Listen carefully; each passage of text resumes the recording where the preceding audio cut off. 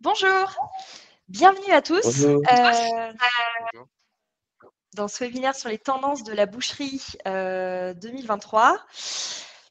Donc aujourd'hui, je suis ravie d'accueillir nos invités. Nous avons la chance d'avoir avec nous donc Thomas Cos des Boucheries Cos. Thomas, je vous laisse vous présenter. Bonjour. Je suis Thomas. Nous avons 4 boutiques sur Paris. C'est des boutiques familiales et puis nous avons à cœur de travailler avec des petits éleveurs et des élevages français. Super, merci Thomas. On a aussi Grégory de la CFBCT qui est avec nous. Grégory, je vous laisse vous présenter. Oui, bonjour à tous, Grégory Mayer à la CFBCT, au service hygiène, au pôle d'innovation de la Confédération de la boucherie. Merci Grégory. Et aussi Xavier Bonjour à tous. d'Aléania.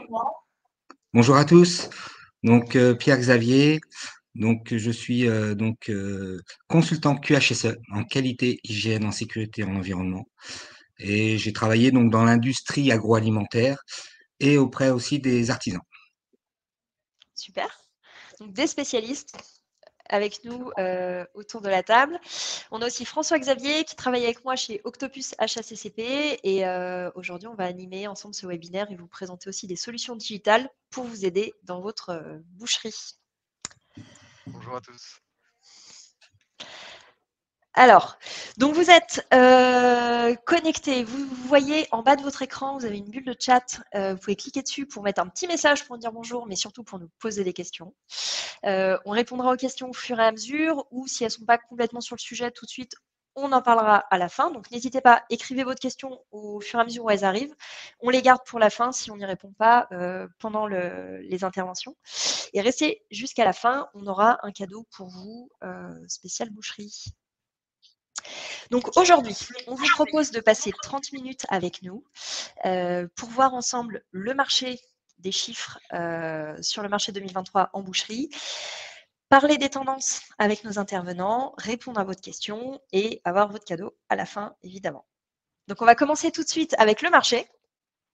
Donc c'est des chiffres qu'on a sortis de l'étude de Xerfi 2022 et ce qu'on a constaté, c'est que cette année, ça va pas être évident pour les bouchers et charcutiers puisqu'on constate une hausse des coûts généralisée. Les matières premières prennent entre 10 et 20%, voire plus pour certains produits. Vous avez aussi une hausse des coûts sur l'énergie, entre 15 et 80% en fonction des contrats que vous avez. Et vous constatez aussi, malheureusement, une hausse sur les coûts des transports, qui peuvent aller de 10 à 40%. Donc, c'est des hausses qui sont hyper importantes, qui du coup vont impacter vos marges et qui vont rendre le pilotage 2023 un peu plus subtil. À cela s'ajoute le fait qu'en 2023, ça va être la première année de décroissance qu'on constate sur les enquêtes. Donc, le chiffre d'affaires boucherie s'annonce à moins 1,5% cette année. C'est la première année de baisse de CA depuis 5 ans. Donc, hausse des coûts, baisse du CA. Aujourd'hui, si on demande aux bouchers comment est-ce qu'ils voient l'année 2023, 42% s'attendent à un recul d'activité, alors qu'en 2022, ils étaient 37% à le signaler. On a l'impression que cette tendance semble s'installer. Thomas, vous, dans vos boucheries, comment est-ce que vous voyez l'activité pour 2023 et les perspectives 2023-2024? Pour moi, oui, c'est un peu compliqué à mon avis. Déjà, bah, comme vous le dites, au niveau de l'augmentation des coûts de matières premières et de l'énergie. Après, baisse de chiffre d'affaires, effectivement, il y a plusieurs facteurs qui font que, bah, déjà le prix final qui augmente, c'est sûr qu'on fait un peu plus attention à ce qu'on mange. Après, pour moi, il y a toujours une place en fait euh, par rapport au sourcing, de bien sélectionner ses produits, de vraiment valoriser la qualité, les petites filières, et de sensibiliser en fait notre clientèle. C'est sûr qu'on mangera moins, mais vraiment d'inciter à manger mieux. Toujours pouvoir inciter les gens à venir dans nos commerces. Donc, à travailler sur la qualité. Merci Thomas. Xavier, vous, est-ce que vous partagez ce point de vue et constatez la même tendance chez les bouchers que vous accompagnez? Alors tout à fait, ouais, je partage exactement la même tendance. On a quand même nous un peu de baisse de chiffre d'affaires sur des boutiques qui sont orientées sur des activités en agriculture biologique. liées à un contexte global, hein. Après, nous aussi, on trouve des solutions, donc on s'oriente en fin de compte sur des activités mixtes, ce qu'on appelle des activités mixtes. Donc aujourd'hui, on propose aussi des produits conventionnels donc à nos clients pour répondre au maximum à leurs besoins Ok, et à super. leur portefeuille. Ouais, donc c'est pas facile, mais on trouve des solutions pour s'adapter. Est-ce que vous pensez qu'en 2024, le marché va continuer à se contracter ou vous pensez qu'on va retrouver un peu d'embellie sur les années à venir une fois que la crise sera un peu plus passée? Thomas, vous l'envisagez comment? Moi, je pense qu'il y a eu, il y a un un gros changement qui est effectif depuis quelques années, et encore plus peut-être cette année, qui a été accéléré par certaines choses, comme bah, le prix. Euh, Moi, oui, je pense que les habitudes alimentaires ont énormément changé, en bien ou en mal. C'est sûr qu'on perd du chiffre d'affaires. Mais derrière, il faut, pour pouvoir continuer à faire venir les gens, je vais dire la même chose, hein, mais c'est vraiment axé sur la qualité, vraiment se Mmh. différencier en fin de compte de ce qu'on va avoir sur les grands groupes ou ce genre de choses, qui est vraiment un intérêt de pouvoir venir chez nous. Plus le côté plaisir, le plaisir de s'acheter une belle viande, le plaisir d'avoir la petite histoire de où elle vient, comment elle a été élevée, bien-être animal, etc. Tout ça, c'est hyper important. Je pense qu'il y a moyen de stabiliser, voire même de sélectionner une nouvelle clientèle ou d'agrandir notre clientèle grâce à ça. Ok, super. Bah, de belles perspectives. Un chiffre quand même positif, c'est que on se rend compte de ce que vous disiez Thomas, c'est voilà, comment est-ce qu'on se positionne par rapport à des grands groupes. On constate aussi que la part de boucheries versus les hypermarchés, supermarchés continue de progresser. Aujourd'hui, en France, il y a 23 boucheries pour 100 000 habitants. Donc le chiffre grandit et voilà, ce qui donne plus de visibilité aussi aux petits commerces. Donc c'est plutôt un chiffre encourageant. Ce que je vous propose, c'est qu'on passe sur les différentes tendances qu'on constate sur le marché et que vous me donniez votre point de vue dessus. On va commencer par la première qui fait pas mal parler, qui est le flexitarisme. Donc, je vais vous donner quelques chiffres qu'on sort des études. Aujourd'hui, sur les gens qui ont été interviewés pour cette étude, 85% n'envisagent pas de changer de régime alimentaire. Donc, c'est quand même une écrasante majorité.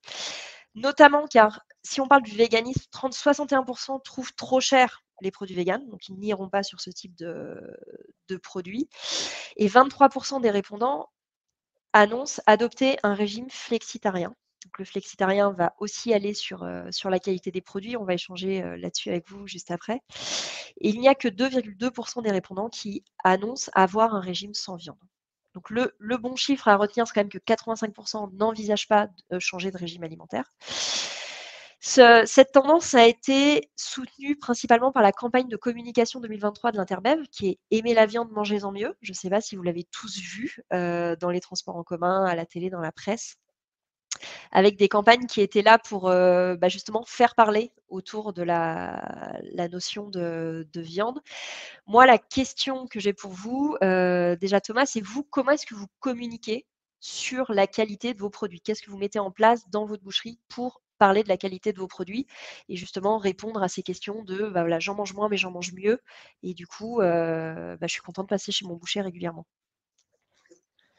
Bah, déjà, premièrement, c'est l'information à la clientèle. Donc, tout ce qui est traçabilité. On met énormément en avant nos traçabilités. On incite même les gens à aller au tableau pour pouvoir les regarder. De deux, c'est la formation du personnel. Donc, de bien former à chaque fois qu'on fait rentrer un produit, qu'on travaille avec une personne sur l'identité et l'histoire du produit. Car le but est vraiment comme j'ai dit, le but n'est pas que de vendre un morceau de viande, il est de vendre en fin de compte d'où il vient, comment il a été élevé, pourquoi, comment, quelles conditions. Donc ça se fait en formation interne avec les personnes avec qui on travaille et aussi avec nos fournisseurs, un maximum essayer de voir s'ils ont des PLV ou ça peut être soit des étiquettes, soit des affiches, ce genre de choses pour que le client puisse s'identifier à un produit de qualité. Ok, super, oui. Donc c'est bien communiquer pour mettre en avant vos produits, former vos équipes, qui sont des choses importantes. Je ne sais pas si Grégory, vous nous entendez, si vous avez quelque chose à ajouter sur la notion du flexitarisme, on vous écoute. Bonjour à tous, je suis bien là. Campagne importante, comme vous l'avez dit, sur manger la viande, manger le mieux. Donc c'est vraiment la qualité qu'on met en avant. Et je voudrais rajouter qu'on a aussi la première publicité sur les artisans bouchers qui est diffusée, qui a été diffusée en télé et qui met aussi en avant tout le D'accord. service que rend l'artisan à sa clientèle. Ok, super. Donc, c'est des bons vecteurs de communication auprès des consommateurs pour parler de la qualité de votre métier. Super. Alors, je vous propose qu'on va sur une autre tendance qui est la tendance du bio. On en entend parler. Là, je vous propose de vous donner quelques chiffres. Donc, les chiffres qu'on sort, c'est que c'est une tendance qui grandit. La part de consommation de viande bio augmente.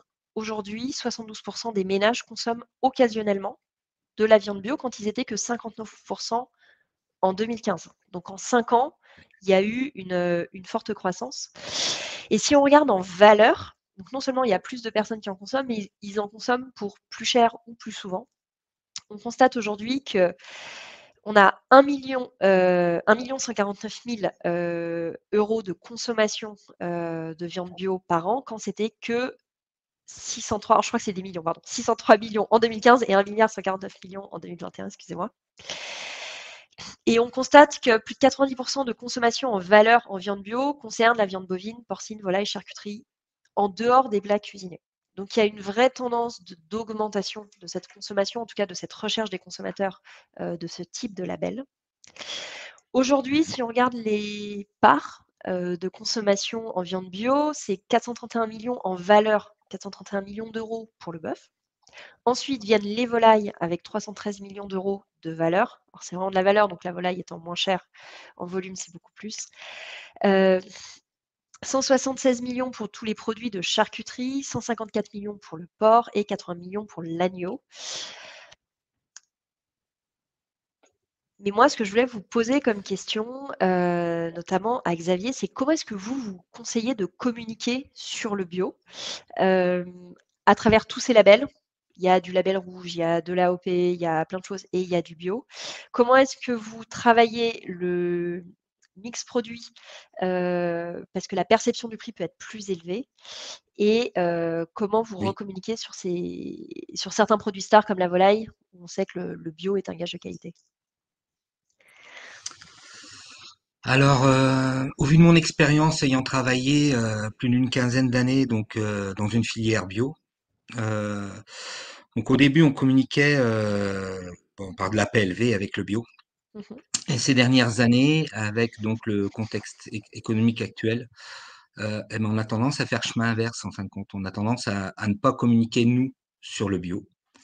Euh, on, on certifiait nos boucheries. Là aujourd'hui, on les certifie plus. S'il n'y a pas de marché derrière qui le demande, notamment des marchés par rapport à la loi Egalim, des marchés de collectivité. Là aujourd'hui, on a tendance justement à raconter, comme le disait Thomas, l'histoire du produit, l'origine du produit, et on attend de fidéliser le client avant de lui annoncer quelque part qu'il a consommé de la viande bio, en fin de compte. Et que En fait, quelque c'est pas le part, plus important, c'est ça? voilà, voilà. Et donc là, pour essayer donc de conserver notre activité bio, comme je le disais, donc on a une mixité des labels, donc on fait du conventionnel et du bio, donc on valorise surtout les produits bruts en bio, Mmh. donc toute la viande de découpe, et tout ce qui va être charcuterie et produits traiteurs plus conventionnels. OK, super. Voilà. C'est très intéressant en fait de se dire que le bio n'est pas quelque chose qui va faire vendre. Je crois que Thomas, vous partagez cet avis aussi. Mais que c'est plus en fait, c'est vraiment le parcours du produit, Tout à fait. l'histoire du produit, le travail de l'éleveur, plus qu'en fait que le fait que ce soit un label bio, en tout cas dans tous les échanges qu'on a eus, c'est quelque chose qui ressort comme n'étant pas la chose la plus importante, même si les chiffres de consommation augmentent. Mais c'est un label comme un autre et c'est pas forcément le plus important à mettre en avant en boucherie. Très bien. Tout à fait. Merci. Alors, on va parler maintenant de diversification, qui est une autre tendance qui est importante. la boucherie évolue. Les attentes des consommateurs sont différentes. Aujourd'hui, on parle de plus en plus de diversifier son offre en boucherie. Par exemple, la rôtisserie, évidemment, c'est pas que du poulet. Il y a beaucoup d'autres choses qui peuvent être rôties et qui peuvent générer du chiffre d'affaires supplémentaire. Il y a énormément d'offres en plats à cuisiner qui se développent aussi en boucherie, et notamment pour aller chercher de la clientèle de proximité, où l'offre traiteur du boucher peut venir concurrencer en fait une offre de restauration pour toutes les clientèles de bureaux qui vont manger dans des centres-villes. On peut travailler aussi des accompagnements différenciants, des choses en fait qui vont apporter de la valeur ajoutée à l'offre de boucherie et qui sont déjà cuisinées, prêtes à réchauffer, ce qui est différent de produits qu'il va falloir faire cuire à la maison. L'objectif, évidemment, c'est d'avoir une meilleure marge et une offre qui soit compétitive.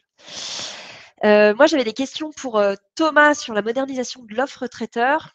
Aujourd'hui, vous, dans les boucheries Cos, vous travaillez justement ces offres pour essayer de proposer d'autres choses. Vous avez des best-sellers qui sont des classiques, mais vous travaillez aussi parfois des recettes qui sont un peu différenciantes. Comment est-ce que vous travaillez votre offre pour justement moderniser votre offre traiteur et augmenter le panier moyen, parce que c'est le but de ces offres? Déjà, on travaille énormément aussi grâce aux saisons, c'est-à-dire qu'on va Ouais. pas avoir les mêmes best-sellers spécialement toute l'année. C'est sûr que carottes, céleri, taboulé, ça c'est toute l'année, mais on va avoir des produits en fait qu'on va avoir une certaine période. Chaque Par mois exemple, en ou ce chaque moment, semaine. c'est quoi la star du moment dans les boucheries Cos?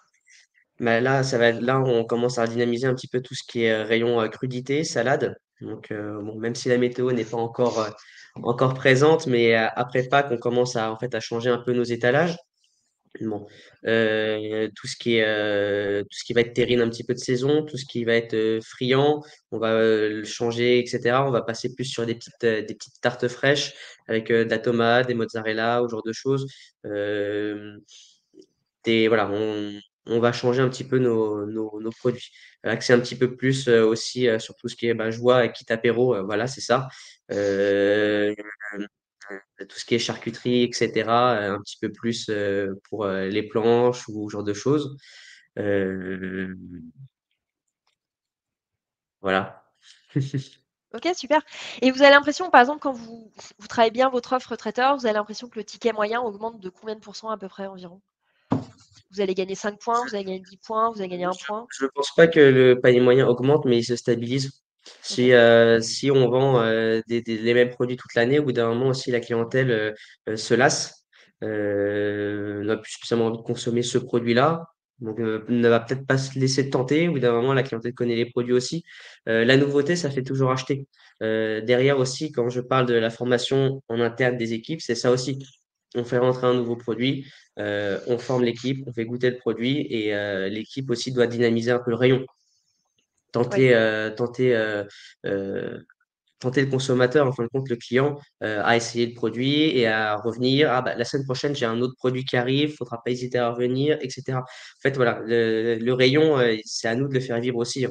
Euh, L'offre est différente, c'est bien, mais derrière, c'est surtout l'humain qui doit faire vivre son rayon. c'est vrai. Vous avez raison. En effet, oui, c'est super important et c'est ça aussi qui permet d'attirer la clientèle. J'avais une question Oui. pour Grégory, si vous nous entendez, sur les formations de l'ENSMV. On sait que vous faites beaucoup de formations. J'en ai noté quelques-unes, notamment une que Thomas a fait récemment, je crois, sur la maîtrise des marges, qui est améliorer ses marges grâce au logiciel Bouge tes marges. Et vous en avez aussi d'autres sur la diversification des offres. Comme par exemple, j'ai constaté dans le catalogue, il y a réussir ses préparations estivales pour barbecue et plancha. Donc, c'est comment offrir un peu de diversité sur ses préparations, développer les gammes de produits en semi-conserve, élargir sa gamme en pâtisserie salée fait maison, associer le vin et la charcuterie pour développer son chiffre d'affaires, ça sera lieu le 15 mai, et associer le vin et la viande pour développer son chiffre d'affaires le 15 juin. Donc, il y a un coup à boire à l'ENSMV. Grégory, qu'est-ce que vous pouvez proposer en En formation? fait, l'école a des formations qui vont varier en fonction des saisons. Ils vont diversifier les formations par semestre, parce que vous allez avoir après tout ce qui est pour les fêtes de fin d'année qui va se mettre en place au second semestre. Donc, vous avez des formations comme ça diversifiées pour mettre en place des nouveaux produits dans les points de vente et comme le disait Monsieur Cos, pouvoir diversifier son offre pour faire revenir le client régulièrement et lui proposer des nouveaux produits. Donc régulièrement, je vous invite à aller sur le site de l'ENSMV pour voir les formations en fonction des besoins des entreprises, des saisons. Vous avez toute une gamme de formations en fonction de vos besoins et diversifier vos Super. offres. Vous aviez aussi pas mal de formations pour les préparations au concours. Ça, c'est sympa aussi. Ouais, il y a aussi des préparations en concours, tout à fait. Meilleur ouvrier de France, pour les apprentis, meilleurs apprentis. Et Donc, il on y a a une plein de belles équipe de choses. France aussi de boucherie. Super. Chouette. Donc voilà, quelques pistes d'inspiration si vous souhaitez des solutions pour diversifier vos offres traiteurs dans votre boucherie. Je vous propose qu'on aborde l'avant-dernière tendance qui est vendre en dehors de sa boutique. Alors là, on a quelques sujets qui peuvent être un peu contradictoires, mais qui sont assez intéressants. Donc c'est intéressant de vendre à l'intérieur, mais parfois quand on est fermé, il y a d'autres pistes qui existent. Là, par exemple, on présente les casiers. Les casiers réfrigérés, c'est des solutions qui vont être accessibles 24 heures sur 24, qui vont contenir des produits sous vide et qui permettent de vendre justement quand la boucherie est fermée, que ce soit les jours de fermeture, mais aussi le soir. Pour les boucheries qui sont sur des lieux touristiques, on se rend compte que c'est aussi des endroits où on peut vendre des produits un peu régionaux que des touristes peuvent embarquer en dehors justement des heures d'ouverture. On vous a mis 3 noms de systèmes de casier, Tout Prêt, Espace Drive et ADS Drive. Donc ça, c'est des solutions qui peuvent aider les boucheries à diversifier leur offre. Thomas, vous n'avez pas encore testé, vous, les casiers? Non, après, Non, c'est question de place. Faut ça aussi manque à votre pouvoir place avoir à la place Paris. pour pouvoir. Voilà.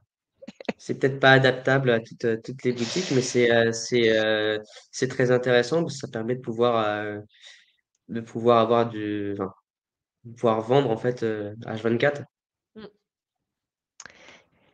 Ça, c'est toujours pratique. Moi, je voulais échanger avec vous, Thomas, sur tout ce qui est click and collect et livraison. Donc, il y a pas mal de solutions qui existent. Pareil, si vous avez besoin d'élargir un peu votre offre parce que dans le village où vous êtes ou la ville où vous êtes, vous n'avez pas forcément un marché qui est suffisamment large, vous avez des clients qui viennent d'un peu loin.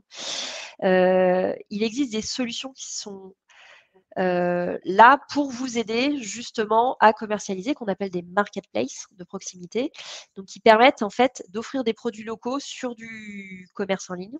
On vous en a nommé 3. Il y a Olka qui existe, Pour de Bon et Épicerie.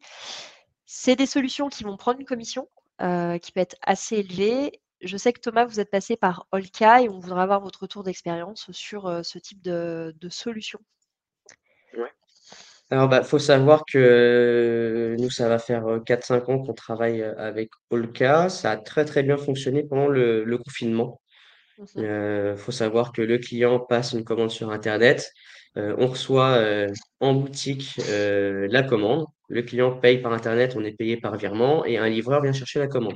Donc à nous de régler si on veut qu'il y ait 2 heures d'attente, une demi-heure ou l'après-midi pour le lendemain ou le matin pour l'après-midi pour qu'on puisse s'organiser. Donc c'est très intéressant. Après,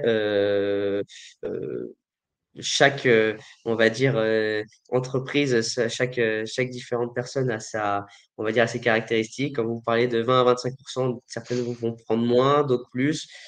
Faut bien regarder à la limite la société qui est le plus implantée dans notre ville. Car le but est de créer un certain dynamisme avec les commerçants, hein. C'est-à-dire que le client peut commander aussi bien son poisson, son pain que sa viande. Si tout le monde est sur une marketplace et vous êtes sur une autre, c'est sûr que c'est peut-être un peu moins intéressant. Voilà. Après, il faut faire ses Pourquoi calculs est-ce et que vous voir aviez choisi Olka du coup? Parce que vous aviez des confrères qui étaient sur la même plateforme ou parce que dans la rue, il y en avait d'autres sur d'autres corps de métier? du tout, car c'est eux qui m'ont contacté en premier. Ok. Voilà, c'est eux qui m'ont contacté en premier. On a fait l'essai. Après, c'est sûr qu'il faut pas le laisser mourir aussi. Il faut toujours que ça soit assez dynamique et communiquer aussi autour de nous. Très bien. Bon voilà, Oui, donc ça peut être une juste pour Oui? compléter, que ce soit les casiers réfrigérés ou les click and collect, à la Confédération, à la CFBCT, on peut accompagner tout professionnel qui souhaite le mettre en place. Super.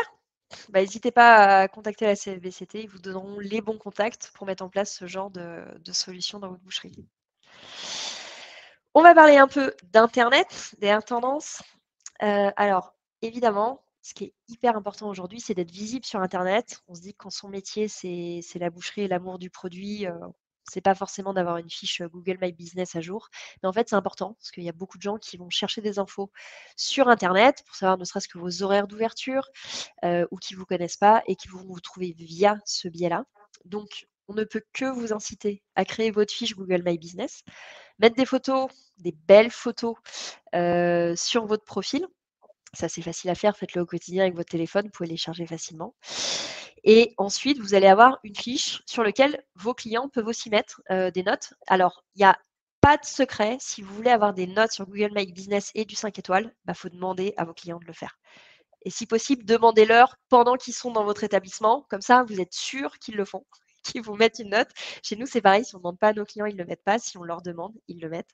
Donc ça, c'est des choses qui peuvent vous aider à gagner en visibilité. Thomas, vous confirmez sur les fiches Google My Business? Tout à fait. Ça Vous va êtes être à jour? partiellement, oui. Donc, il y a les fiches Non, Google My c'est Business vrai. et aussi les autres médias. Allez-y. Non, c'est vrai que c'est très important. C'est vrai que on n'y pense pas spécialement, mais ça met 5-10 minutes une fois tous les mois, ou même on reçoit des notifications quand on a des avis. Mais c'est vrai qu'un client satisfait va plus avoir tendance à revenir en boutique pour nous le dire de vive voix. J'ai été content, c'était super, parce que voilà, il y a que ce côté partage. Qu'un client mécontent à tort ou à raison, parce que des fois c'est à tort et des fois il y a raison, c'est sûr, hein, va plutôt se cacher derrière l'ordinateur pour pouvoir dénoncer quelque chose qui aurait pu être réglé ou alors une incompréhension ou ce genre de choses. Et la vie est là, la vie est marquée. Euh, donc c'est sûr qu'il faut inciter ses clients à laisser les bons Les avis avis. également. Alors, les mauvais avis, la règle d'or, c'est de toujours répondre. C'est-à-dire Mm. que quand vous avez tout le monde a des mauvais avis, ça arrive, et parfois par des choses qui sont complètement injustifiées, parfois par des gens qui sont même pas clients, ça arrive aussi. Il faut toujours répondre, ça c'est la clé. Et plus vous demanderez à vos clients de vous mettre du 5 étoiles, du coup, plus les avis remonteront et les avis moins sympas seront un peu masqués. Donc n'hésitez pas, demandez. Ça fait toujours plaisir en plus d'avoir des petites étoiles qui tombent dans sa boîte mail le matin. Après, il y a un autre média. Vous connaissez Instagram. Non, il y a TikTok. Si vous avez des ados, vous êtes peut-être même vous fan sur TikTok. Instagram, nous, chez Octopus, on vous suit pas mal, Thomas. C'est un vrai endroit où vous communiquez en fait sur ce que vous faites, vous arrivez aussi à valoriser le travail de vos équipes, à vous présenter vos jeunes qui débarquent, vos nouvelles préparations, vos nouvelles créations. Quels conseils vous donneriez à des gens, des bouchers qui ne se sont jamais lancés sur Instagram, par exemple, pour se lancer? Qu'est-ce que vous leur diriez? Moi, Instagram, je vois ça un peu comme ma vitrine en fait à l'extérieur. C'est pas spécialement Instagram qui va me faire venir des personnes immédiatement en boutique, mais ça permet en fait d'avoir une certaine transparence avec nos clients qui nous suivent, peut-être des futurs clients ou même avec les confrères ou les collègues. C'est vrai que nous, on axe énormément en fin de compte sur notre personnel parce que tout seul, on n'est rien. Et c'est eux, en fait, les acteurs de tous les jours qui sont dans la boutique, qui font vivre la boutique. Donc, pour moi, je pense que pour communiquer, déjà, faut pas faire du faux ou ce genre de choses. Faut trouver Mmh. son identité et rester dans le vrai. Voilà. Ouais, faut être authentique et mettre en avant les hommes, c'est important. Ça aide aussi à recruter un peu, je pense. Oui, on a eu des demandes suite à certaines vidéos Instagram. Ouais, donc c'est top. Donc voilà, c'est des choses qui peuvent aider. Xavier, vous, dans les établissements que vous accompagnez, vous les voyez passer de plus en plus sur Instagram? Vous avez des conseils à donner? Vous avez constaté des choses? Ah, vous êtes sur muet, vous êtes sur mute. Il faut que vous remettiez votre micro, s'il vous plaît. C'est bon, on vous entend. Oui, oui. Sur les réseaux, on a un peu de mal, nous, à communiquer. Euh, On essaye d'ouvrir des pages Facebook de plus en plus, mais c'est vrai que on a cette culture à développer un peu plus sur nos boucheries. Tout à fait. Bon, Au niveau de la communication. c'est un cheminement. Il faut commencer, il faut se lancer. Très bien. Merci beaucoup pour tous vos avis sur les tendances. Ce que je vous propose, c'est qu'on parle un peu digital. Nous, on fait de l'achat CCP sur tablette et mobile. Je vais laisser la parole à François-Xavier pour vous présenter ce qu'on fait et comment ça peut vous faire gagner du temps. Et après, on répondra à vos questions. Bonjour à tous. Alors, c'est la petite coupure pub du webinaire, mais restez parce qu'on a plein de choses intéressantes à vous raconter après. Du coup, nous, Octopus, on n'organise pas que des webinaires avec nos partenaires. On est aussi, en fait, éditeur de solutions digitales.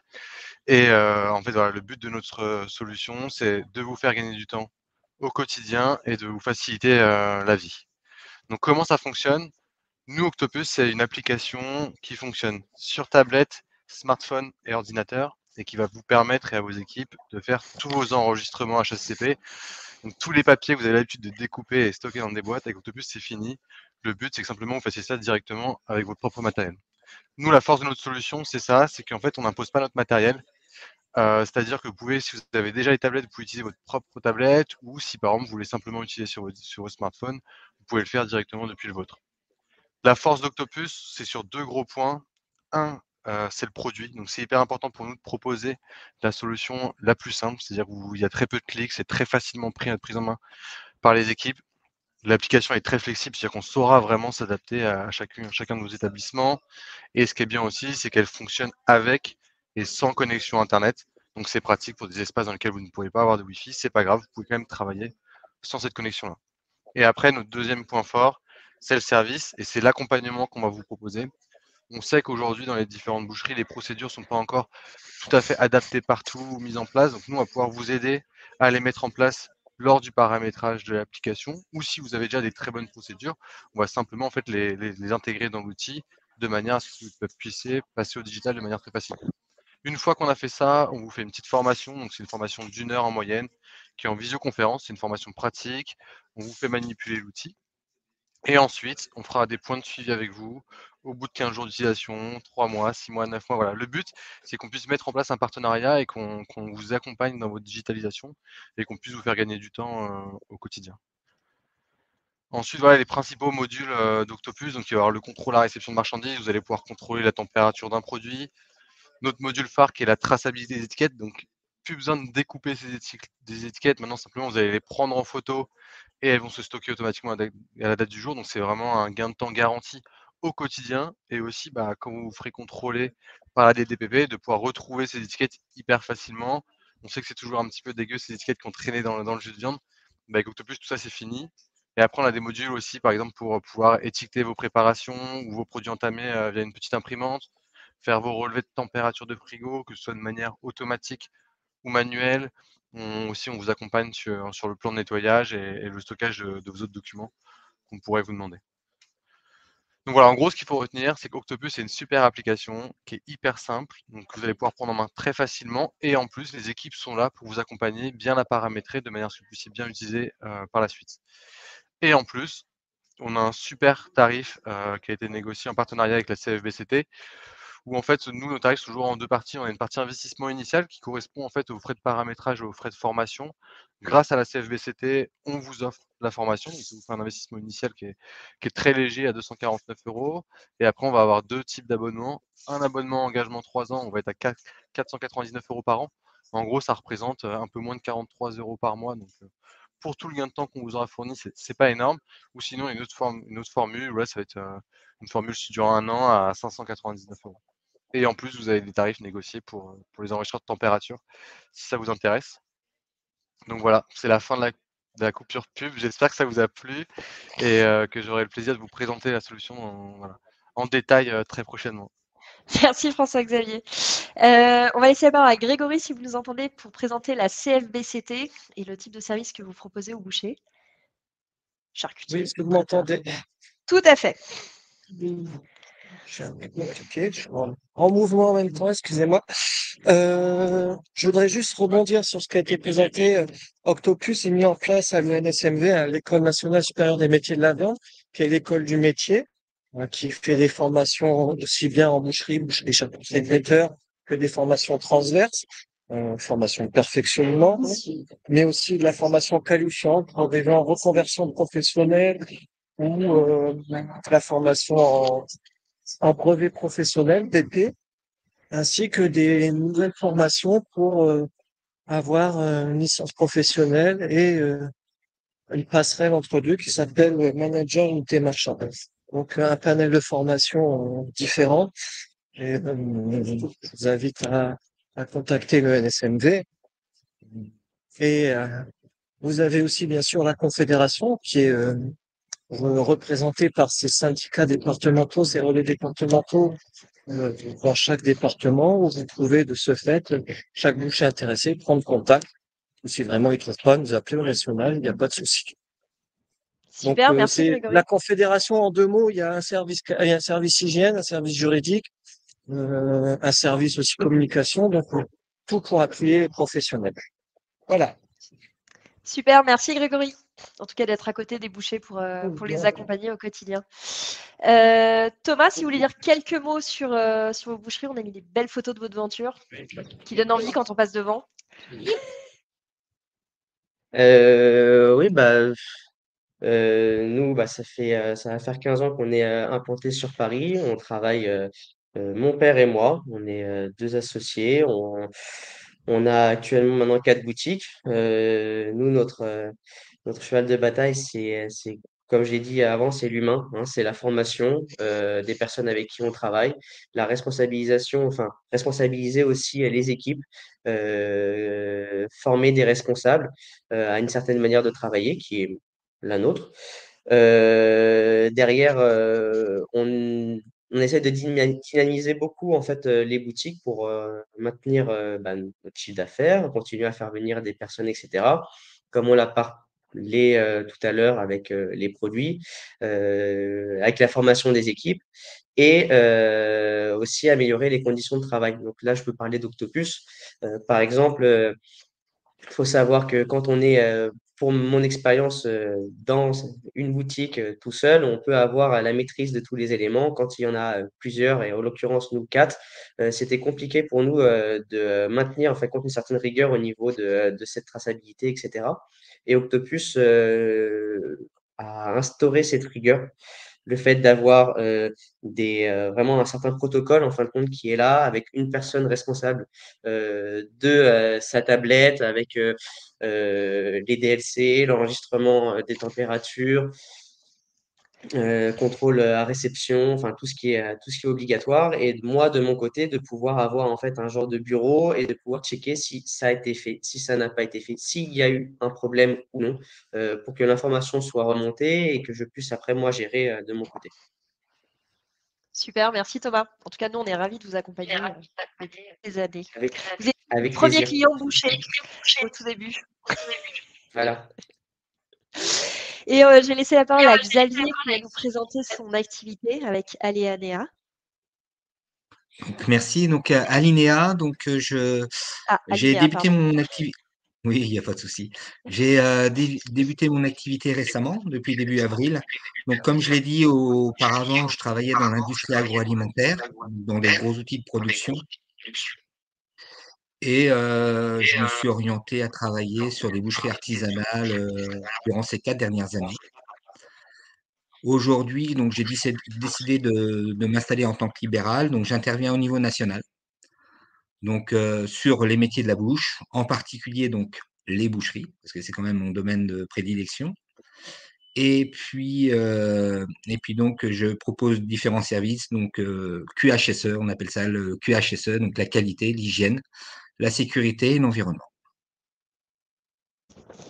Voilà. Merci Xavier.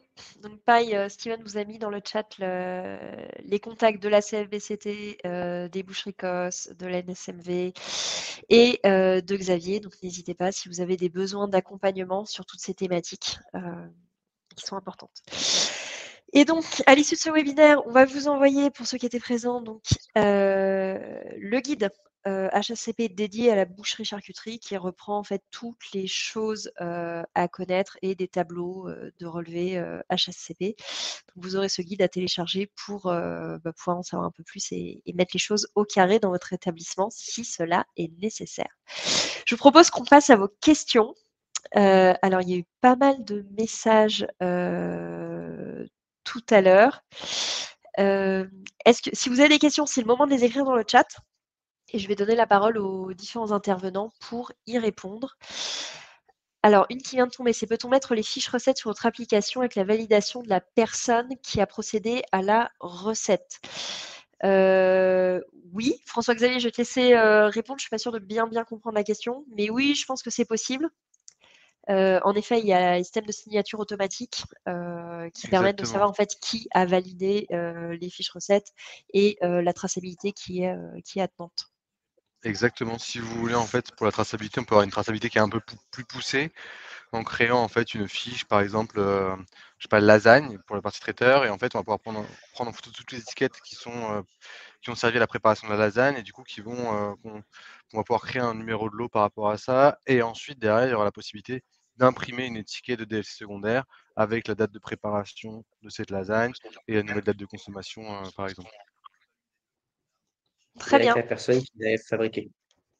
Et bien sûr, à chaque fois, ça nous valide automatiquement du nom de la personne, la date et de l'heure de la personne qui l'a fait. Merci Thomas. Ok.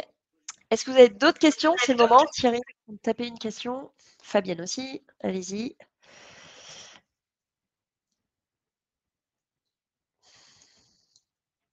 Alors, ça peut être des questions surtout sur comment optimiser, je ne sais pas, son offre, des conseils de recrutement. Nos experts sont là, profitez-en pour leur poser vos questions. J'attends quelques secondes, le temps que les questions arrivent.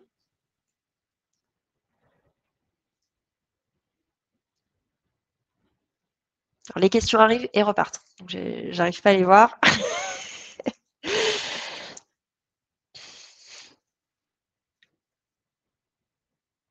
Antonin, allez-y, allez au bout de vos questions. Alors, Fabienne nous dit comment calculer les dates de DLC avec ou sans contrôle. Alors, est-ce qu'un expert qualité veut nous répondre? Xavier. Alors, il faut remettre votre micro, Xavier. Donc, pour les dates de DLC, donc elles sont à la responsabilité donc de celui qui vend le produit. Donc aujourd'hui, il y a le guide de bonne pratique d'hygiène donc de la boucherie qui préconise des dates. Donc pour éviter de faire toute une analyse de contrôle d'études de durée de vie des produits. Sinon, si vous voulez mettre des dates en dehors de ce champ, il faut donc réaliser des études donc des études auprès d'un laboratoire pour faire des études de vieillissement et savoir si votre produit il peut être consommé dans le délai que vous avez choisi. Est-ce que ça répond à votre question? Je crois que c'était le sens de la question. Merci Xavier. Vous m'entendez? Oui, Grégory? Oui, de plus en plus, même si on applique le guide de bonne pratique, il faudra des analyses Tout à fait.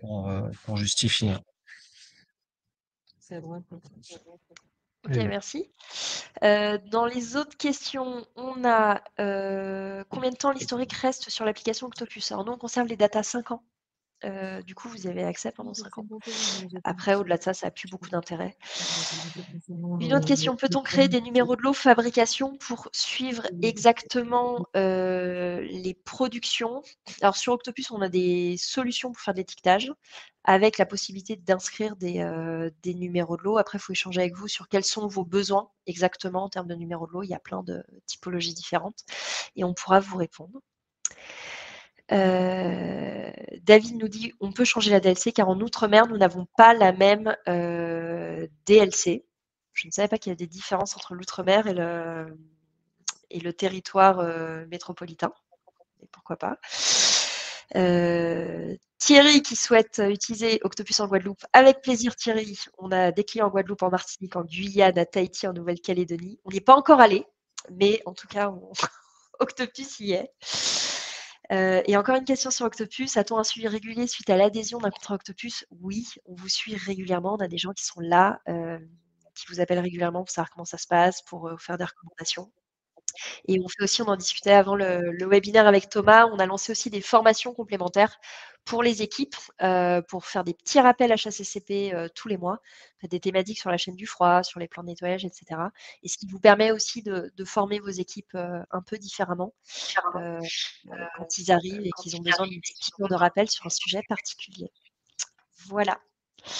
Et David nous dit qu'il est à Tahiti. Eh bien, bonjour à Tahiti. Je pense qu'il est très tôt le matin chez vous. Voilà.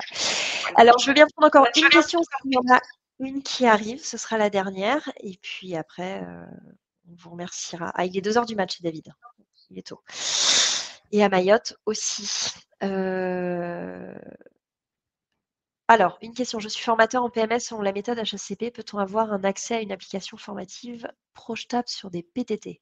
Alors, Fabien, je propose qu'on vous recontacte après pour bien répondre à votre question. Majidou nous dit, moi je suis à Mayotte, je travaille la viande décongelée. Quelles sont les différentes traçabilités? Je vais demander à un de nos experts QHSE de répondre. Xavier, si vous voulez, sur la traçabilité de la viande décongelée. Donc, sur la traçabilité de la viande décongelée, ce qui est important, c'est le temps de décongélation. Donc, on doit respecter un temps de décongélation. On ne doit pas être supérieur à 48 heures. Et il doit se faire à une température de 4 degrés. Bah, merci. Alors que ce soit à Mayotte ou ailleurs. C'est la même règle. Merci à tous pour toutes les questions plus précises sur Octopus. Je vous propose que quelqu'un de notre équipe vous rappelle. En tout cas, on vous remercie d'avoir été si nombreux à venir nous écouter. Je remercie particulièrement Xavier, Thomas et Grégory de nous avoir donné de leur temps et partagé surtout de leur expertise pour échanger sur ces tendances. Et puis, on espère vous retrouver bientôt pour un autre webinaire ou chez Octopus ou dans les boucheries Cos ou en travaillant à la CFBCT ou avec Xavier. À très bientôt à tous et merci beaucoup. Merci, au revoir. Au revoir. Merci, au revoir.